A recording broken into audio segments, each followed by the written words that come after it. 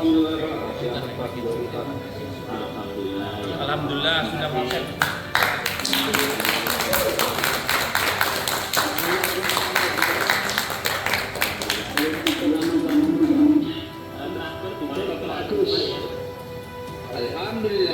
Alhamdulillahirabbil alamin. Takbir. Allahu Akbar.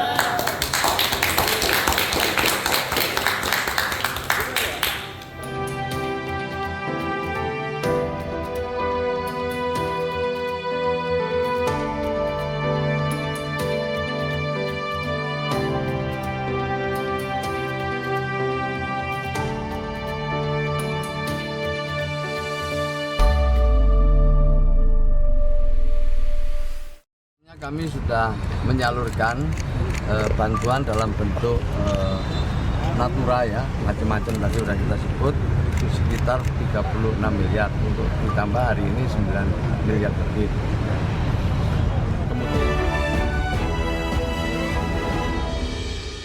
Menteri Sosial Saifullah Yusuf menyerahkan bantuan logistik penanganan korban banjir bandang dan tanah longsor sebanyak 9 miliar rupiah. Bantuan tersebut diterima langsung Gubernur Aceh Muzakir Manaf. Bantuan logistik bagi korban banjir bandang dan tanah longsor tersebut diserahkan secara simbolis sebanyak 12 truk dari total 24 truk yang disalurkan. Bantuan ini sebagai lanjutan percepatan penanganan bencana di Provinsi Aceh dari Kementerian Sosial. Adapun bantuan yang diserahkan diantaranya makanan siap saji, tenda keluarga, perlengkapan keluarga dan anak, selimut, lampu darurat, tenda induk, serta toilet portable. Keseluruhan bantuan yang disediakan Kemensos mencapai 46 miliar selama masa tanggap darurat. Sebelumnya kami sudah menyalurkan bantuan dalam bentuk natura ya, macam-macam tadi sudah kita sebut, itu sekitar 36 miliar untuk ditambah hari ini 9 miliar lebih. Kemudian juga kami memberikan dukungan dalam penyelenggaraan dapur umum. Semua ini kami koordinasikan sebelumnya dengan Dinas Sosial Provinsi untuk kemudian ditindaklanjuti pelaksanaannya bersama Kabupaten dan Kota. Saya tadi sudah sampaikan, saya terima kasih kerjasamanya selama ini luar biasa dengan Gubernur Aceh yang mana kita bisa saling memperkuat dan bisa saling memberikan. Kembali bersama kami, pemirsa. Menteri Keuangan Purbaya Yudi Sadewa secara tegas siap menghapus kewajiban utang pemerintah daerah yang terdampak bencana di wilayah Sumatera. Ya, penghapusan utang Pemda ini sebagai bagian dari relaksasi yang diberikan pemerintah pusat dalam upaya percepatan pemulihan daerah bencana. Menteri Purbaya menjelaskan penghapusan ini terutama menyasar pinjaman Pemda untuk pembangunan infrastruktur yang rusak atau hilang akibat bencana di Sumatera. Penghapusan utang dilakukan terhadap pinjaman Pemda kepada lembaga pembiayaan negara seperti pinjaman PT Sarana Multi Infrastruktur SMI untuk membangun jalan, jembatan, dan infrastruktur lainnya. Selain itu, penghapusan utang tidak serta-merta terhadap seluruh proyek. Pemerintah akan melihat secara detail kondisi infrastruktur yang dibiayai melalui pinjaman tersebut. Seperti infrastruktur yang masih ada dan berfungsi, maka kewajiban utang Pemda tidak akan dihapus. Kalau di Menkyu kita hapusin yang ada kan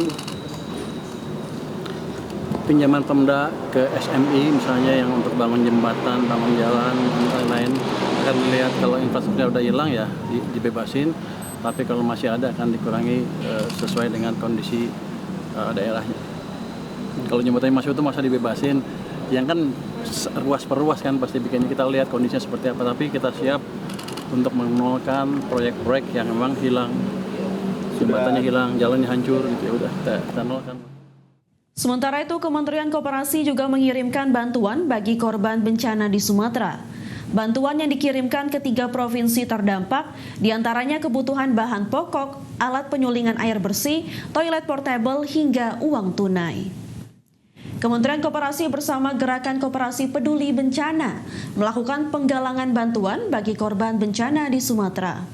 Penyerahan bantuan secara simbolis dilakukan di kantor Kementerian Koperasi berupa sejumlah barang kebutuhan pokok, alat penyulingan air bersih, toilet portable, dan uang tunai. Bukan hanya itu, Kementerian Koperasi juga melakukan inventarisasi koperasi-koperasi yang terdampak bencana, termasuk dengan Koperasi Desa Kelurahan Merah Putih. Menteri Koperasi terlebih, Ferry Juliantono menegaskan, pemerintah akan memberikan relaksasi bagi Koperasi Desa Kelurahan Merah Putih yang terdampak bencana.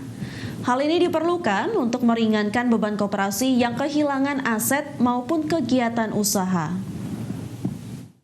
Untuk Koperasi Desa Kelurahan Merah Putih yang juga sebenarnya masih kita inventarisir ini datanya yang terdampak baik di Aceh, Sumatera Utara maupun Sumatera Barat. Nanti kita akan tentu akan mendapatkan relaksasi. Kemarin dalam rapat kabinet juga disampaikan seperti itu. Bukan hanya untuk koperasi tapi juga pelaku UMKM. Skema relaksasinya apa, Pak? Persisnya kemarin disampaikan oleh Pak Menko Perekonomian. Tapi kalau dari kami sedang menginventarisir koperasi desa dan kelurahan yang ada di 3 daerah. Ya pemirsa, Badan Nasional Penanggulangan Bencana melaporkan terdapat penambahan jumlah korban meninggal dalam bencana Sumatera akibat dampak dari banjir bandang dan tanah longsor menjadi 1.053 jiwa.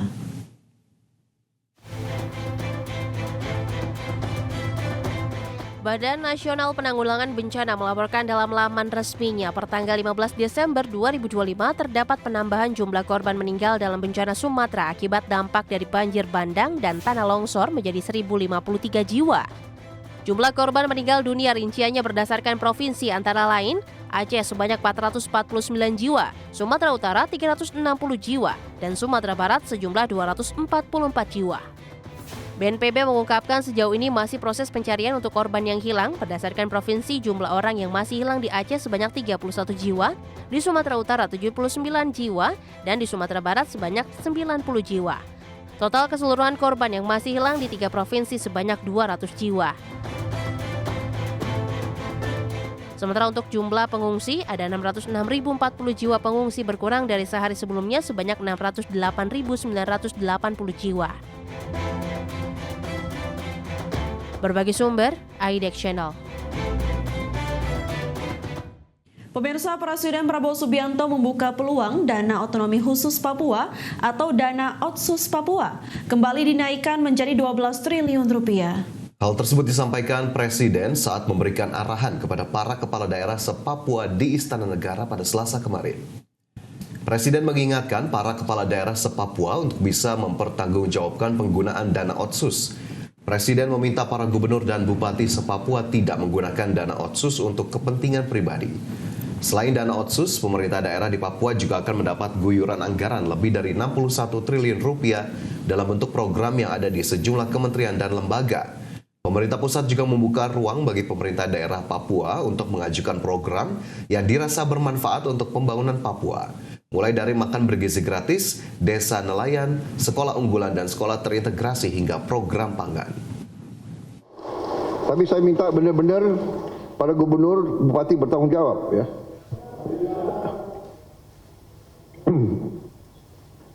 Bupati dan gubernur jangan banyak jalan-jalan ke luar negeri ya. Menggunakan dana Otsus. Bisa? Kok jawabannya kurang? Bisa? Bisa ya? Ini saudara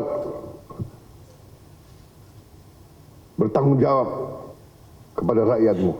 Ya. Komite membantu, para menteri siap. Program-program pusat pun akan kita